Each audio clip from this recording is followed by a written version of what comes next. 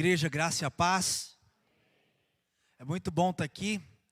Eu não sei se você teve a oportunidade de ver como a igreja fica mais bonita na época do frio. Você já reparou isso? O povo fica mais elegante, né? Vai tirando aquelas roupas mais chiques do guarda-roupa. As minhas, eu dificilmente usava roupa de frio. A minha tá com cheiro de naftalina, algumas assim. Mas tá limpinha, tá? Tá limpinha.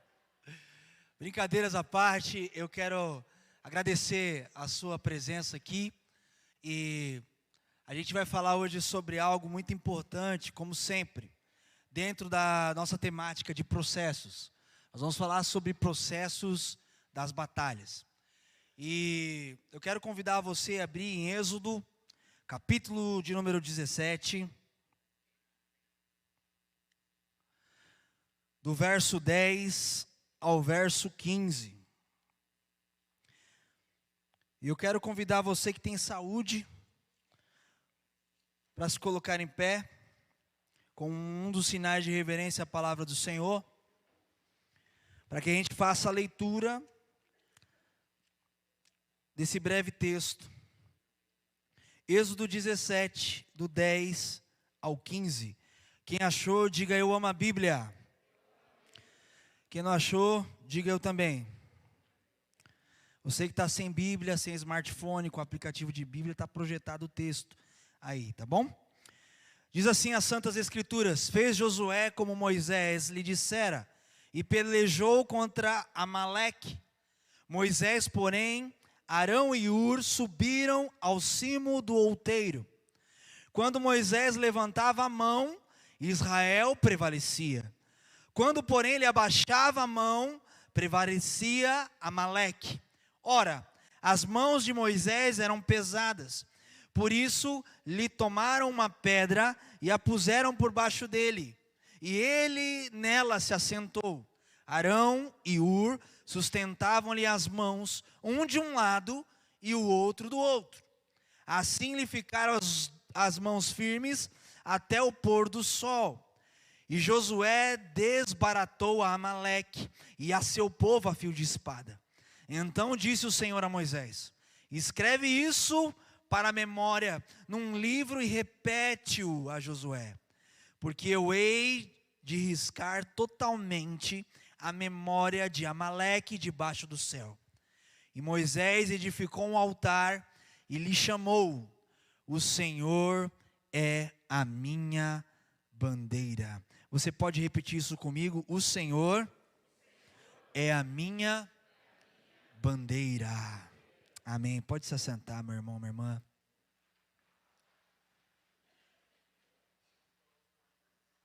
Problemas técnicos não teremos aí a nossa projeção. Meu irmão, minha irmã, falar sobre processos de batalhas é falar sobre vida. E falar sobre vida é falar sobre batalhas. Porque nós conhecemos e nós vivemos momentos assim, em que vemos pessoas batalhando para colocar o pão de cada dia na sua casa. Nós vemos pessoas batalhando para sobreviver, pessoas batalhando para sustentar a sua família, pessoas batalhando para ficar firme na fé, pessoas batalhando para ficar firme em Deus, pessoas batalhando para sobreviver e para viver. Sim ou não? E falar sobre batalhas, e eu estava reparando nisso recentemente. Nós estamos vivendo um período de guerra que está atingindo de forma global, que é a guerra da Rússia contra a Ucrânia. E eu não tinha dimensão de como essa guerra tem impactado globalmente o nosso mundo. Recentemente eu estava com um membro da Igreja Metodista de Praia Grande, que é engenheiro, ele trabalha na prefeitura de Praia Grande, terceirizado pela prefeitura para fazer obras civis na cidade.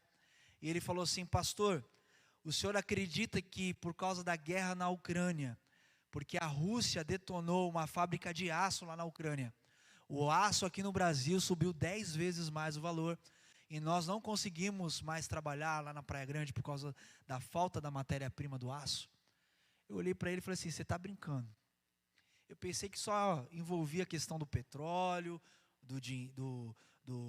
dos valores da bolsa, mas até a questão do aço impactou. Ele falou até isso, pastor. Mas não é sobre essa guerra da Ucrânia que eu quero falar contra a Rússia. Até porque se nós formos parar para analisar, os dois países estão em guerra, mas existem no país diversas batalhas pequenas acontecendo, em diversos lugares do país. Então uma guerra, ela é cheia de pequenas batalhas. A guerra é um conglomerado de batalhas. Assim como na Primeira Guerra, tiveram diversas batalhas, em alguns lugares se ganhava, em outros se perdia. Assim como na Ucrânia também, em alguns lugares eles estão conseguindo avançar, em outros eles estão retrocedendo. Porque guerra é um conglomerado de pequenas batalhas. Na nossa vida também não é diferente. A nossa vida é um conglomerado de pequenas batalhas. Que horas a gente vence e que horas a gente perde. Nem sempre conseguimos vencer todas as batalhas da nossa vida, sim ou não? Nem sempre nós vamos conseguir vencer, mas existem algumas batalhas que nós vencemos. Amém?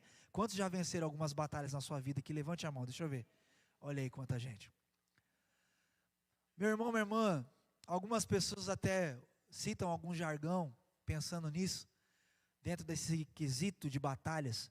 Dizem que grandes batalhas só vêm para grandes guerreiros, né? E uma vez eu citei isso, até a Andréia estava presente, ela ouviu. Ela falou assim: pastor, eu não aguento mais de tanta batalha, tanta luta. Eu não sei se eu sou essa guerreira tão grande na minha vida, né? E às vezes a gente se vê, de fato, se sente pequeno em meio a tantas batalhas. Às vezes, de fato, a gente se sente fraco e inútil diante de tantas lutas que a gente passa. Então, meu irmão, minha irmã, quando eu penso em batalha, logo me vem à mente a frase de um escritor, que também é educador americano, chamado Jonathan Coulson. Ele diz o seguinte: escolha batalhas suficientemente grandes para que você possa se importar, e suficientemente pequenas para que você possa vencer. Você pode repetir isso comigo? Escolha batalhas suficientemente grandes para se importar, e suficientemente pequenas para vencer. Então, nós lemos uma passagem que falou sobre uma batalha, das diversas batalhas que o povo de Deus enfrentou. A batalha contra Amaleque, os amalequitas, o rei Amaleque e os amalequitas. Josué então estava liderando aquela guerra, e liderado ali também na retaguarda por Arão, Arão era sacerdote. Moisés estava já passando o bastão para Josué. Ele já não estava mais à frente da batalha, na frente do povo como era antes. Mas o texto diz que quando Moisés levantava as suas mãos, os seus braços e as suas mãos, o que acontecia com o povo? O povo prevalecia. E quando ele abaixava as suas mãos e os seus braços, o que acontecia? Amaleque prevalecia, o inimigo prevalecia. É um texto muito forte para mim, eu não sei para você, porque um simples gesto de uma liderança que representava ali a Deus, que representava o povo de Deus, tinha um poder tão grande, um simbolismo tão grande, a ponto de trazer para o povo vitória ou derrota. E meu irmão, minha irmã, todo esse cenário dessa batalha, assim como Moisés, são figuras que apontam para Jesus Cristo. Quando nós olhamos essa passagem da guerra do povo de Deus contra os amalequitas, contra Amaleque, nós vemos que isso são tipos e figuras de quem Jesus Cristo é. Isso são tipos e figuras de Jesus. Por quê? Porque Jesus Cristo, quando ele foi crucificado ali, com seus braços pelos romanos, a ação romana de crucificar Jesus poderia ser de diversas formas e de diversas maneiras. A ação romana poderia ser de diversas formas e diversas maneiras. Ele poderia ser preso,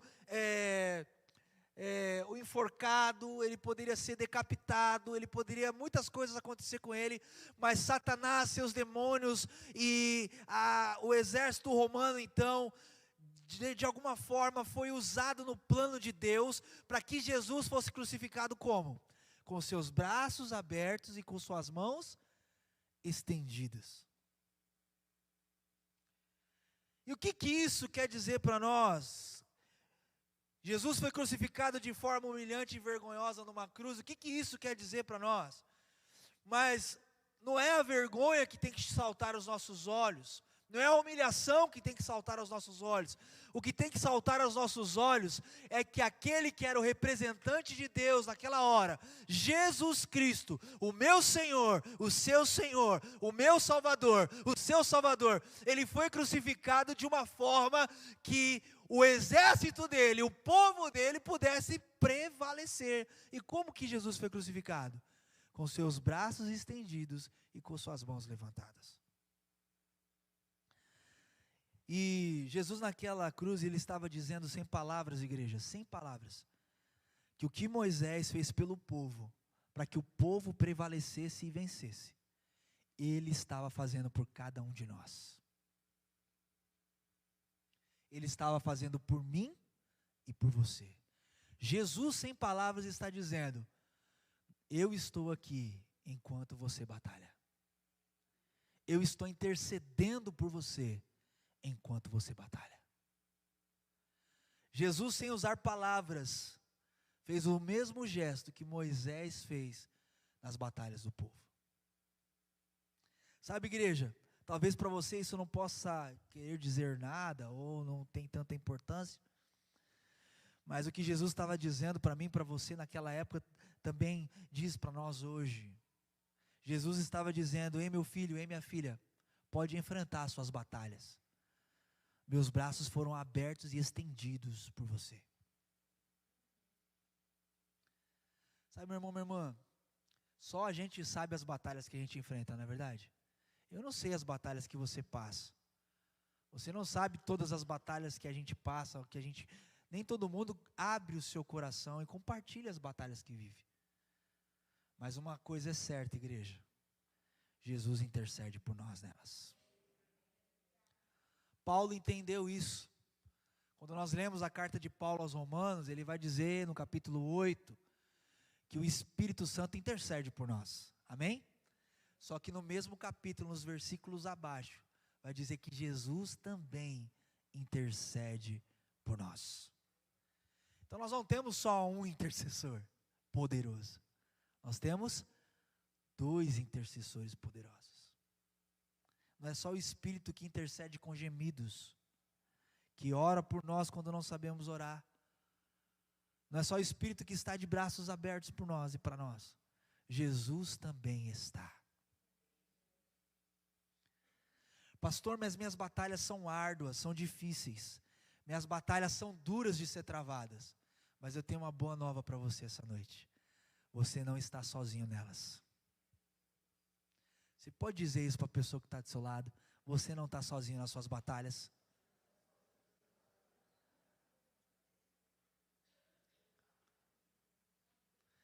Você crê nisso? Quantos tomam posse disso? Amém? Você pode aplaudir Jesus por isso? Amém?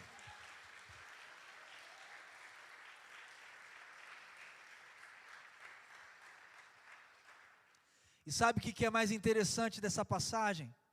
Sabe o que é mais interessante dessa passagem? É que não era só a intercessão de Moisés, e não é só a intercessão de Jesus.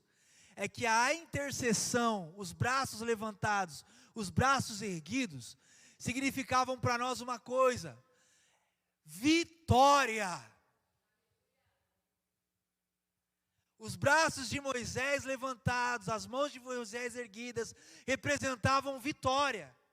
Os braços de Jesus abertos, estendidos, as mãos de Jesus estendidas, representam para mim e para você vitória. Não é só uma oraçãozinha não, não é só uma oração de poder não, não é só intercessão não, mas é a vitória garantida nos processos das nossas batalhas. Isso faz todo sentido, porque o profeta Isaías, em Isaías capítulo 59, verso 1, ele diz o seguinte: eis que a mão do Senhor não está encolhida, para que ele não possa salvar, as mãos deles estão erguidas, porque ele é poderoso para nos salvar. O braço e as mãos do Senhor estão estendidas. O profeta Sofonias, em Sofonias capítulo 3, verso 16, ele declarou: naquele dia se dirá a Jerusalém: não temas, ó Sião, e não afrouxem os teus braços. Sabe, irmão e irmã, em época que nós passamos por batalhas, por dificuldades, nós não podemos afrouxar os nossos braços. Não podemos afrouxar as nossas mãos. Não podemos afrouxar os nossos braços. Parece, meu irmão, minha irmã, que muitas vezes nas nossas batalhas as mãos do Senhor estão encolhidas. Parece que a nossa oração não passa do teto. Parece que nós estamos vivendo o céu de bronze. Parece que a gente tem que clamar: abre o céu, Senhor, abre os céus e desce. Meu irmão, minha irmã, mas nas nossas batalhas os braços do Senhor não estão encolhidos, encurtados, para não nos salvar, para não nos socorrer. Quantos creem num Deus que nos socorre? Seja sincero e verdadeiro com você mesmo. Quantos creem num Deus que está com seus braços abertos para nós? Meu irmão, minha irmã, porque muitas vezes nós estamos assim, preocupados nas nossas batalhas, se nós vamos vencer ou não, quando nós já temos a garantia de que nós já somos o quê? Mais que vencedores. Desde que o plano de Deus, o propósito eterno de Deus iniciou, nós temos 3 batalhas que já aconteceram. Aliás, já aconteceram e ainda estão para acontecer.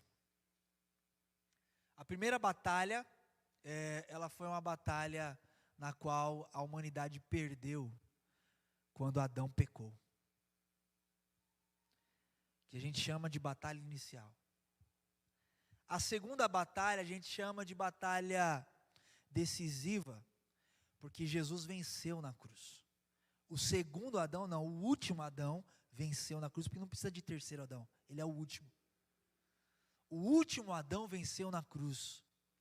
Só que a vitória de Jesus na cruz dessa batalha, ela não venceu a guerra, mas nos garante a vitória, porque ainda vai ter uma terceira batalha, chamada na Bíblia de Batalha do Armagedon, que essa ainda não aconteceu, e essa vai ser a última, não haverá mais nenhuma batalha para ser, e nessa vai ser a batalha decisiva e final. Mas na batalha da cruz, o Senhor Jesus já nos garantiu a vitória. Meu irmão, minha irmã, e isso é tão forte que às vezes nós não damos importância, não damos a atenção necessária a isso. Jesus naquela cruz não era uma pessoa sendo humilhada ali e sendo maltratada. Ali ele estava com os braços abertos, nos garantindo a vitória. Vitória sobre o quê, pastor? Eu passo tanta luta, parece que quanto mais eu oro, mais sobração me aparece. Vitória sobre o pecado, vitória sobre a morte. Porque o cristão não morre, ele fecha os olhos para essa vida e abre para outra.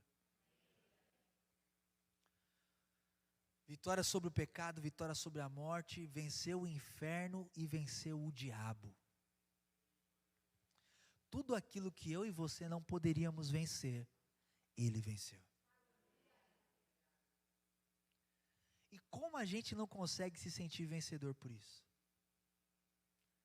Porque as pequenas batalhas que enfrentamos, seja na saúde, seja emocional, seja financeira, tira de nós o olhar daquilo que é eterno e coloca o nosso olhar naquilo que é transitório e passageiro. Talvez existem pessoas que morrem de câncer e não são curadas do câncer, mas são salvas no câncer. Porque existe uma grande diferença, meu irmão, minha irmã, e eu disse isso aqui uma vez, na tarde de oração, que 10 leprosos encontraram Jesus. E eu perguntei aqui na tarde de oração, porque foi uma pergunta que Deus me fez. Quantos leprosos foram curados? A Bíblia fala que foi 10. Não é isso? A Bíblia está lá, 10 foram curados. Mas quantos voltaram para agradecer? 1. Só que se a gente for parar para analisar, 10 foram sarados. Curado mesmo foi só 1. Porque a palavra salvação, sozo, significa cura. Porque tem pessoas que podem ser sarados das enfermidades, mas podem morrer sem Jesus. Tem pessoas que podem abandonar os vícios e usar Jesus para isso, como um curandeiro, um libertador e etc. E morrer na incredulidade. Salvo mesmo, curado mesmo. Aliás, curado mesmo só é quem é salvo. E ainda que esse nosso corpo debilitado padeça,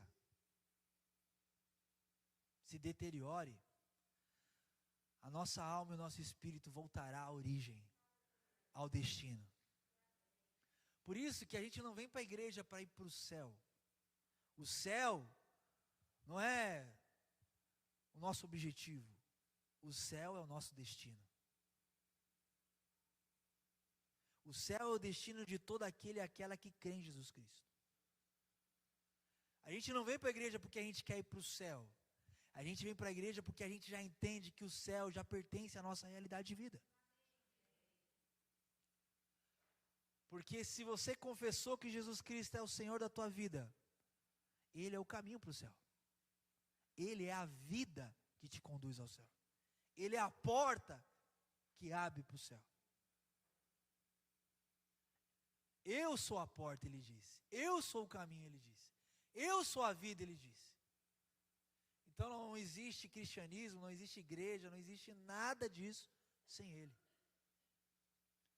E se Ele, de braços abertos, garantiu para mim e para você vitória, nós temos que todos os dias nos lembrar disso. Eu não sou um derrotado, eu não sou um perdedor, embora eu perca algumas batalhas, eu sou mais que vencedor. Mas parece que isso só acontece com quem está do meu lado, não acontece comigo. Gente, quero dizer algo aqui, mas entenda com carinho, amém? O nosso culto, ele não tem que ser sensorial, o nosso culto tem que ser racional. Você não tem que vir para cá para sentir arrepio, chorar. Se isso acontecer, glória a Deus, faz parte da nossa fisiologia. Mas o objetivo não é esse. Você tem que vir aqui para crer. Você não está sendo preparado para o próximo culto. Você está sendo preparado para uma eternidade. E você precisa entrar aqui consciente de quem Cristo é, de quem você é nele. E o que Ele garantiu para você. Sabe, irmão? Falando de tipo, então, Jesus era a pedra na qual Moisés sentou, porque Ele é a rocha.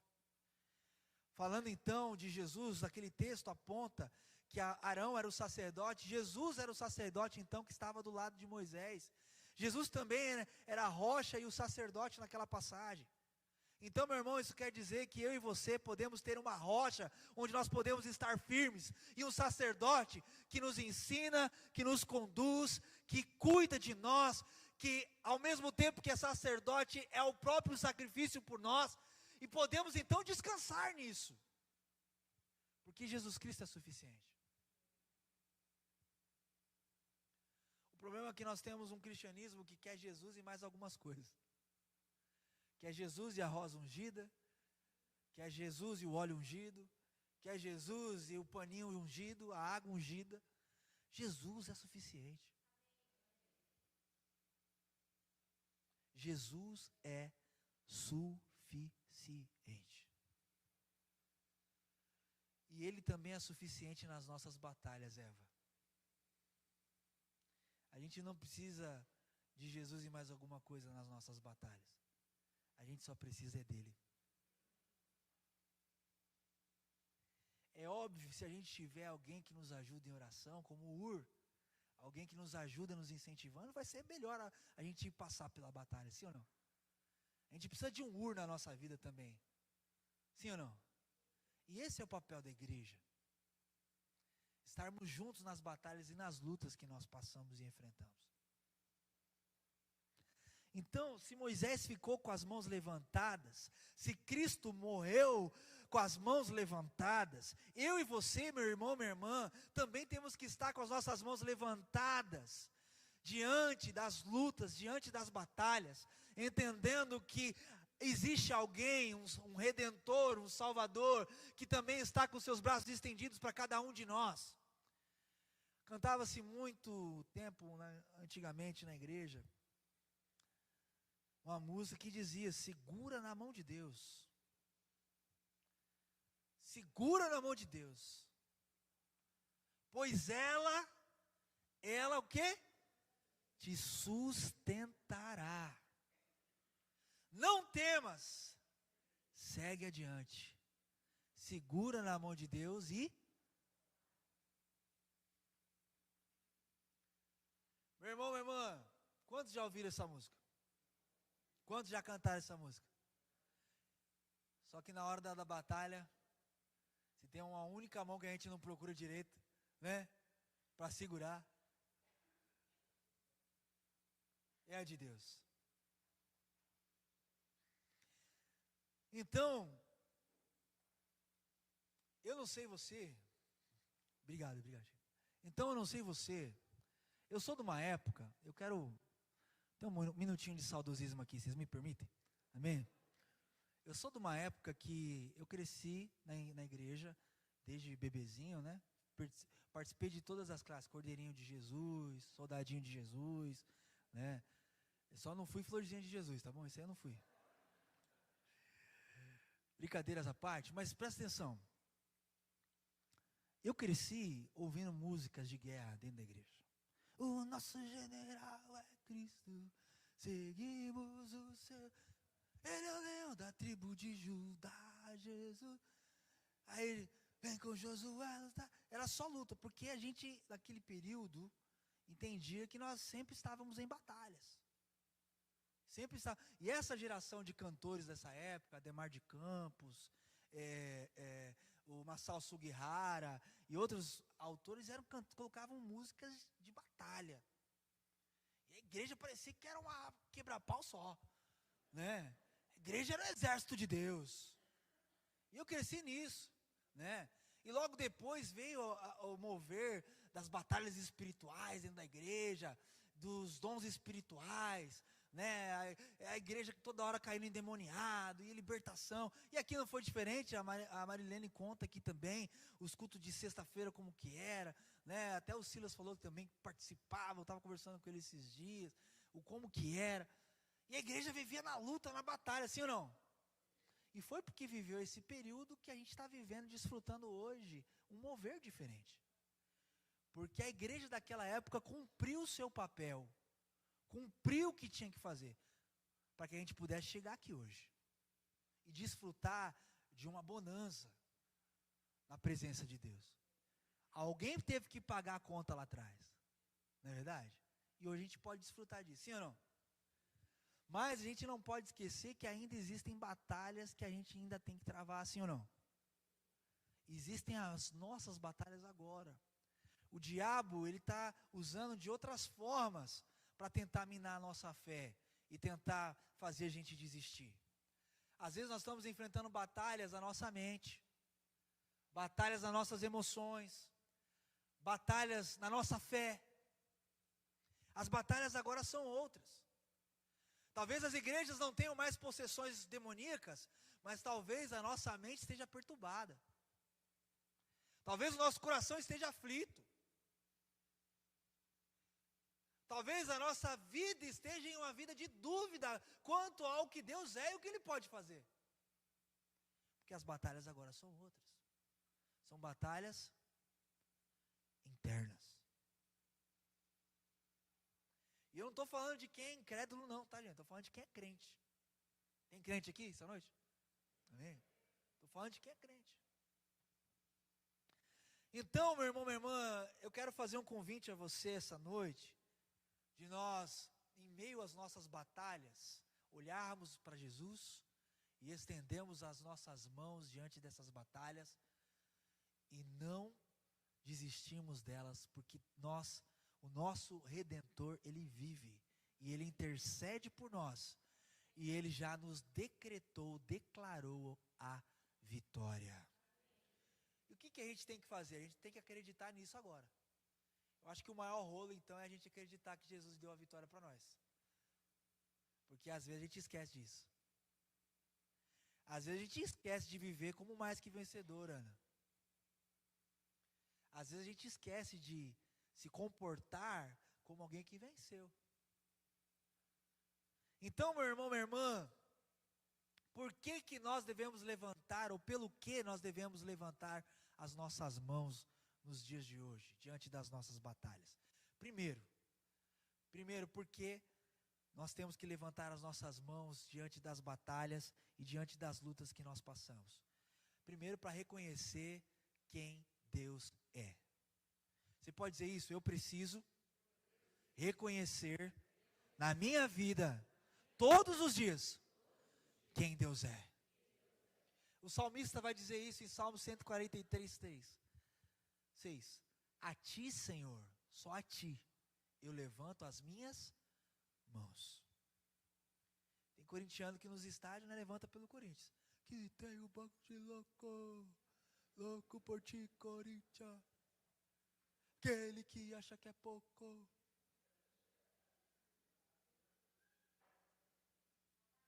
E aí chega na igreja,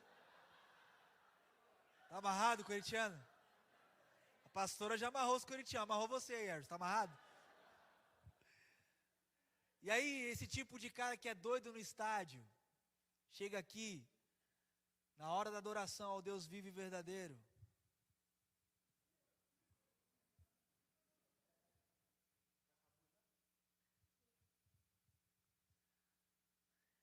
Então o salmista está declarando: ao Senhor eu levanto a minha mão. Ao Senhor eu levanto a minha mão. Por que a Ele? Porque é dele que vem a vitória. É dele que vem o socorro. Amém? Então nós reconhecemos quem Deus é, reconhecemos o que Ele pode fazer, o que Ele pode nos dar, reconhecemos o que Ele já fez, e por isso para Ele nós levantamos as nossas mãos em meio às nossas lutas e às nossas batalhas, porque é dele que vem o socorro. Amém? Segundo, por que nós levantamos as nossas mãos nas batalhas e nas lutas que nós vivemos? Para adorá-lo, porque levantar as mãos é um sinal de adoração. Meu irmão, minha irmã, se nós formos ver, Neemias escreveu algo relatando o momento em que Esdras estava bendizendo ao Senhor, junto ao povo, e ele, como um sinal de adoração, levantou as suas mãos e inclinou-se para adorar ao Senhor, e depois se prostrou com o rosto em terra. Porque levantar das mãos não é só para vencer batalhas. O levantar das nossas mãos não é só para a gente adquirir a vitória e o socorro do Senhor. Mas o levantar das mãos, meu irmão, minha irmã, é também um sinal de dizer para Deus: é a Ti que eu adoro. O Senhor é o único adorado na minha vida. É a Ti que eu me rendo. Não há outro Deus, não há outro ídolo no trono do meu coração. Porque é o Senhor que habita lá e eu Te adoro. Então, meu irmão, minha irmã, na hora da luta, na hora da batalha, é hora de nós adorarmos a Deus. Existem muitos textos de guerra na Bíblia, que o povo foi para a guerra e adorou, não precisou levantar a espada. Deus entrou com providência. Está difícil, está dolorido, está complicado, adore ao Senhor, igreja. E adorar não é só cantar música bonitinha para Ele, não. É reconhecer quem Ele é na sua vida. É se render a Ele. Adoração não é música. Adoração é atitude diante dEle. A música, ela pode nos ajudar a adorar, mas ela não, em si não é a adoração. Adoração é o reconhecimento, é a rendição, é o prostrar o teu coração e a tua vida e dizer para Ele: Senhor, eu não sou nada, o Senhor é tudo na minha vida. Essa batalha está querendo me engolir, mas o Senhor é maior que eu e do que essa batalha. E ali você começa a adorar aquele que pode mudar a realidade da tua vida. Por que nós levantamos as mãos também, por último, nas nossas batalhas? O levantar das mãos na Bíblia também é sinal de santidade. É sinal de santidade. No Novo Testamento, nós vamos ver quando Paulo escreve para Timóteo, 1 Timóteo 2,8, Quero, portanto, que os varões orem em todo lugar, levantando mãos santas, sem ira e sem animosidade. Paulo estava falando para Timóteo, quando os homens da igreja forem orar, que eles possam levantar as mãos. E mãos, não mãos pecadoras, mas mãos que se posicionam na santidade. O salmista vai dizer: limpai as vossas mãos e purificai o vosso coração. É isso que Deus quer de nós. Uma vida reta, íntegra, inteira diante dEle. Para que quando a gente levante as nossas mãos, não como um sinal místico, religioso, mas como um sinal de adoração e de santidade ao Senhor.